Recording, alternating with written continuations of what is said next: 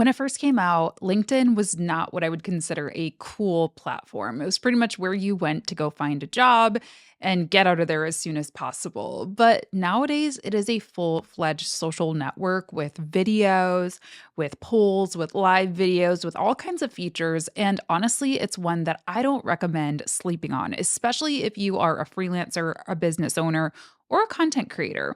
But I know that LinkedIn can be really scary to a lot of people because it is so like polished and professional and so different than a lot of the platforms that we're probably used to going on just for fun.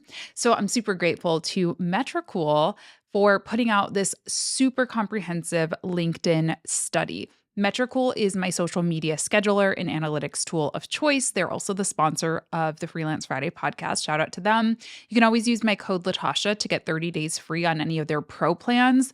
I will leave a link for Metricool down below, and I will also leave a direct link to this full study because if you've watched any of these episodes before, you know that I go through some of the most interesting parts of it to me, but there's no way that we can cover all 40 pages of the study together. So be sure to download it, keep it at your desk, print it out, save it. It's a good one to reference back to so that when your clients are asking, should we be on LinkedIn or why are we on LinkedIn or what's going on? What's the benchmark? You always have a reference point. So let's get into the study, shall we? So let's first look at the sample size. They analyzed 577,000 posts from 47,000 LinkedIn pages, which is nearly double the sample size from their first study. And they've organized these pages by size. So small, medium, big, and huge, which range from 1,000 to up to, 100,000 plus and a little bit in between. So that's the sample size. So this at a glance page, honestly, like print this one out. Okay, print this one out and show your clients if they're wondering if they should be on LinkedIn. Print it out for yourself because if this does not convince you that you should spend some time, at least give LinkedIn a second glance. I don't know what will. Average poll reach increase 206% on LinkedIn. Video publication increased 53%. Clicks 28%. Interactions for 24.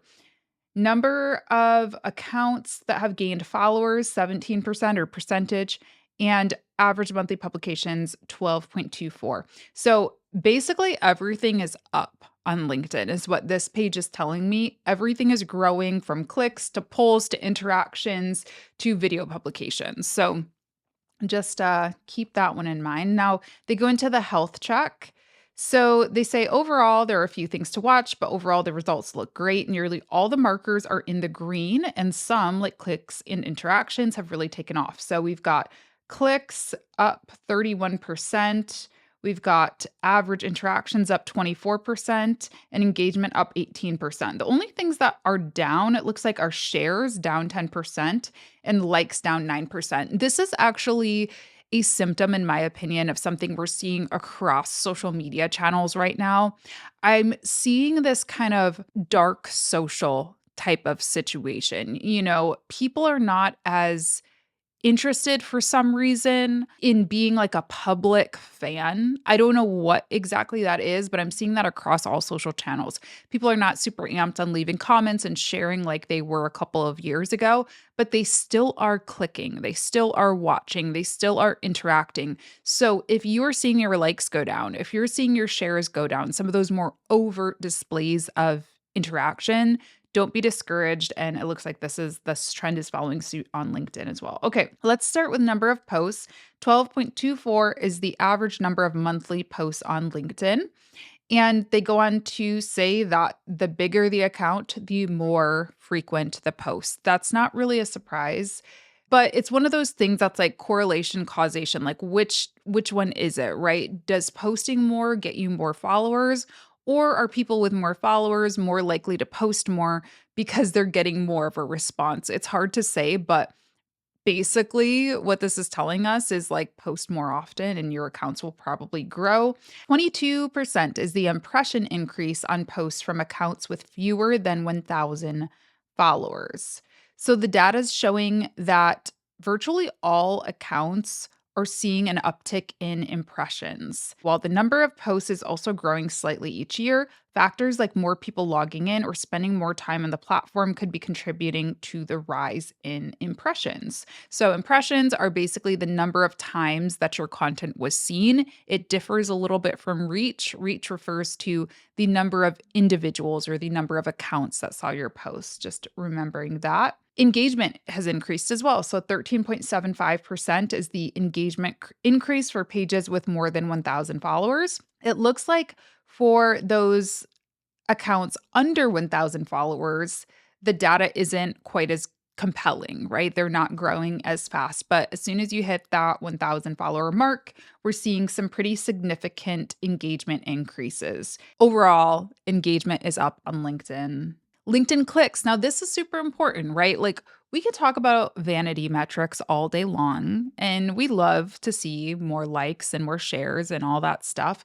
But at the end of the day, if you're on LinkedIn, which is a business platform, chances are you're wanting to do business. You're wanting to sell something. You're wanting to get people to book a discovery call, to buy a course, to do something, right? So clicks are very, very important, and they were up 28% in the last year. LinkedIn interactions over the past 2 years have been steadily increasing, which means more people are seeing our posts and users on the platform are actively engaging. And we're seeing this pretty much across the account size, with huge accounts seeing the biggest increases. They were up 48% in 2024 and now 45% in 2025. Huge. No pun intended. Huge for the huge accounts. That's great. Okay, so let's go through this key takeaways slide. Basically, what's going on with LinkedIn interactions? The good news is clicks are soaring. Pages with over 100,000 followers have nearly tripled their clicks in the last 2 years. And pages of all sizes have seen impressive growth in clicks recently. So, this is a great platform to drive clicks to external sites.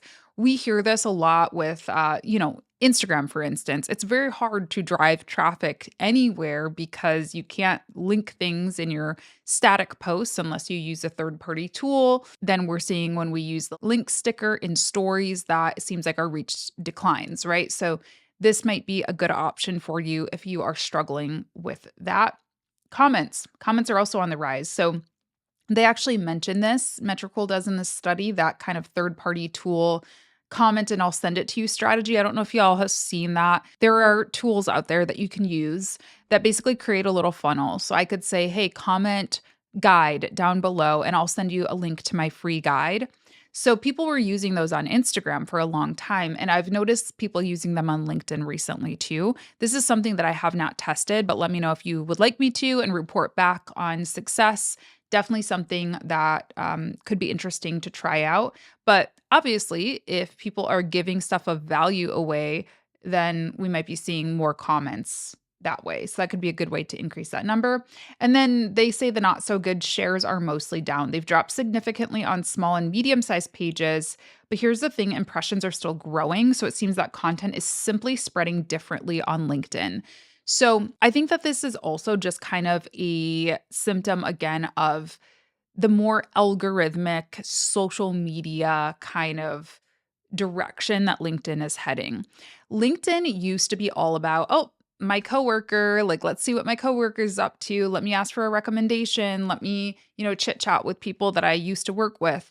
Nowadays, it is more of that true global social media network, which is largely driven by an algorithm. So you don't necessarily need shares from your friends or your former colleagues or your boss anymore to see content. LinkedIn's algorithm is getting better at knowing what you want to see and serving it to you that way. So, shares might be down, but people are still seeing the stuff, the content.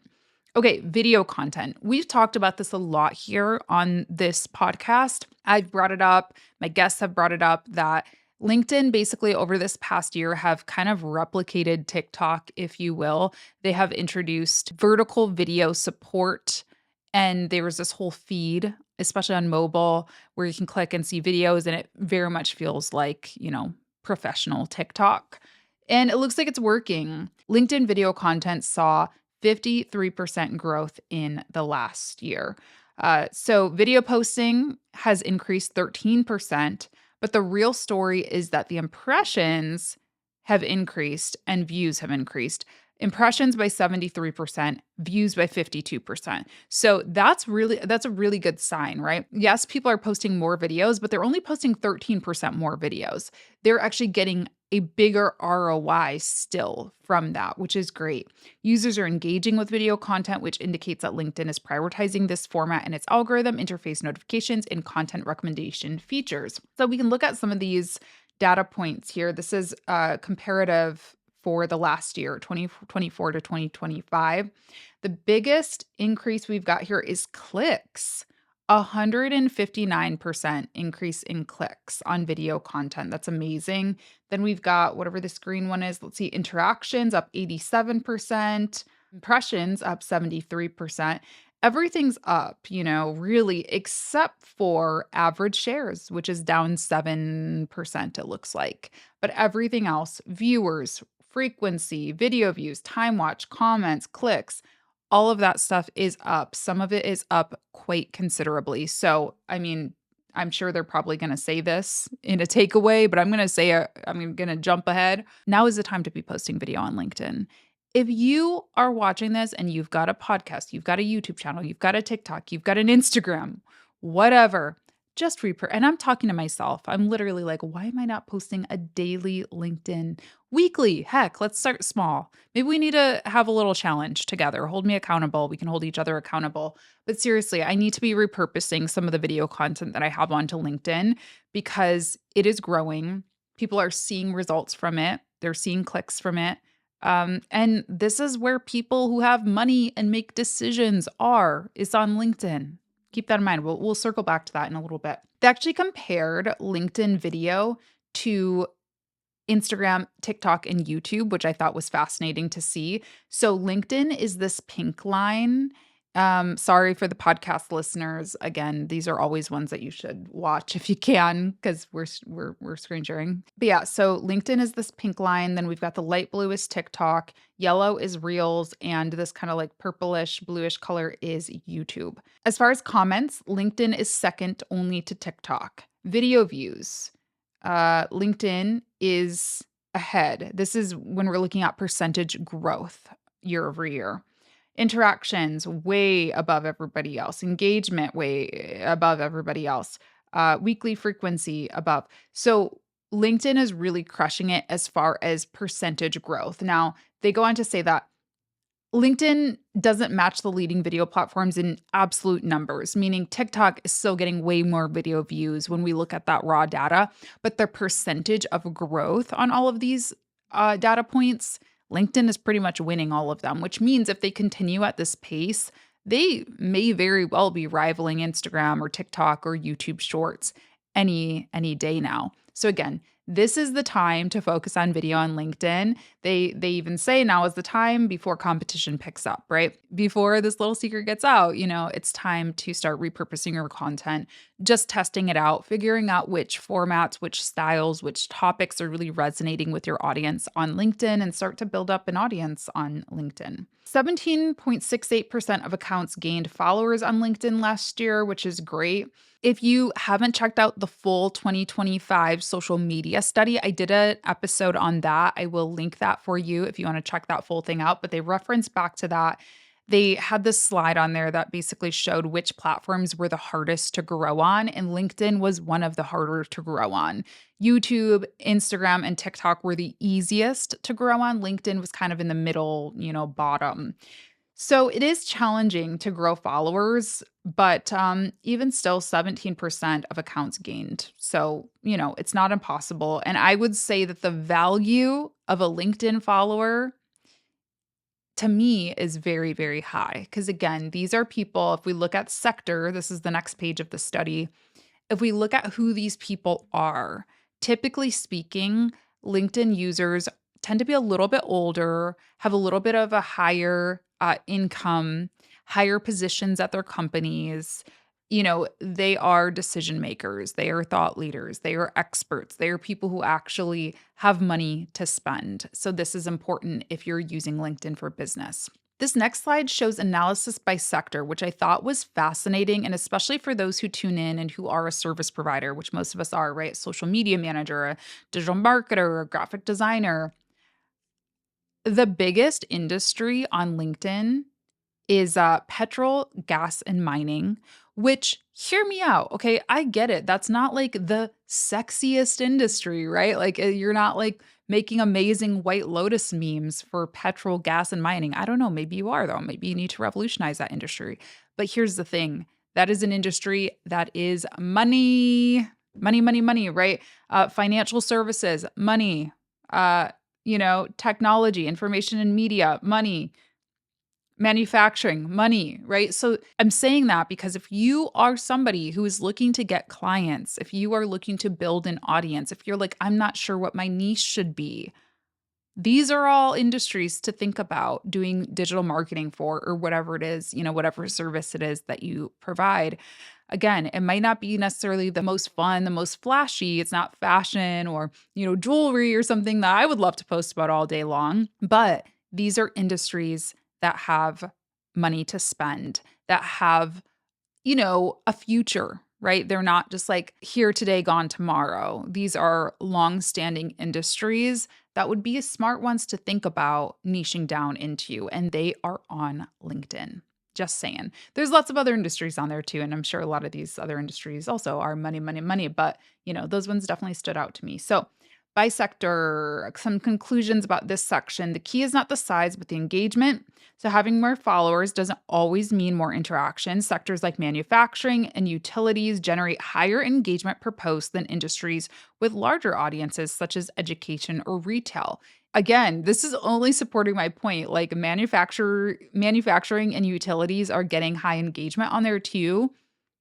Those are good industries to tap into if you want to be a service provider. Number two, if it works, double down. So technology and media sectors post more frequently, which points to a content heavy strategy. While impressions per post might be slightly lower, their reach and visibility are significantly higher.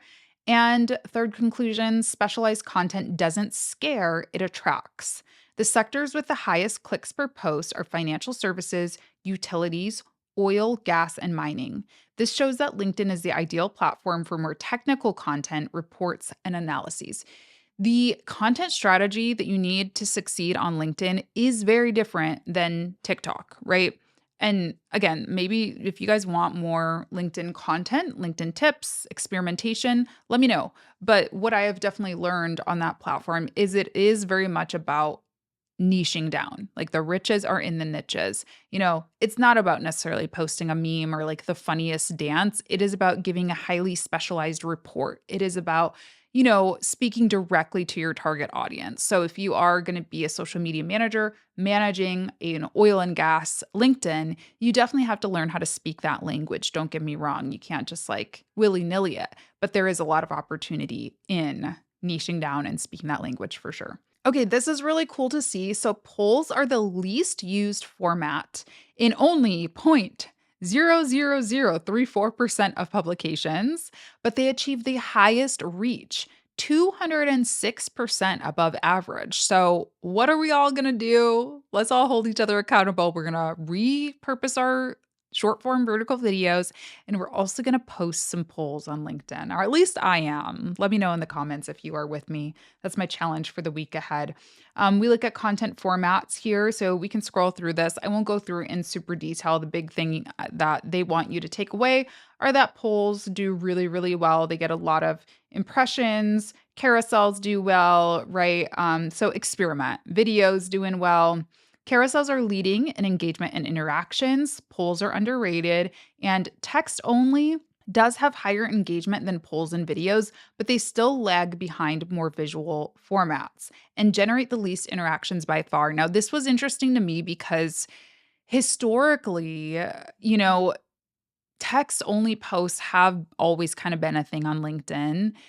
And it's not to say that you shouldn't use them at all. Like I don't believe that. I believe that you should mix things up. If you have something to say and you just don't have like, a video to support it, still post it. But maybe consider taking that text and turning it into a carousel or making a short video to go along with it or doing both, right? Testing both things. Yeah, what this is really showing us is that LinkedIn very much has evolved again to be a true social media platform and not just this kind of stuffy, boring professional site. Here's the best day and time to post on LinkedIn: Thursday at 5:12 p.m. Very interesting. Makes sense though, because I think a lot of people probably log on Friday mornings. They've probably gotten most of their to-do list done for the week already, and they're in their cubicles or in their home office drinking their coffee, logging on Friday morning, kind of scrolling and hanging out, maybe getting inspiration for the next week ahead. So your content that you posted the night before is hitting at that time. So, yeah, I always think you've got to test, but I think these are always good guidelines. So, if you don't know where to start by posting Thursday evenings, or if you have something big, a big piece of news, a big piece of content to launch, post then and see what happens. 30% of publications contain links to external sites.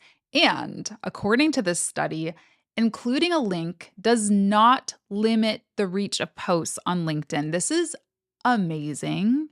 And let's capitalize on it while this is happening, because it would not surprise me at all if next year we review the 2026 study together and we see that reach has decreased on posts with links, because these social media platforms, they want us to pay them, right? LinkedIn has ads as well. Eventually, they're going to say, we're tired of giving these folks free traffic. We want them to actually run an ad campaign if they want traffic. That's my prediction, at least.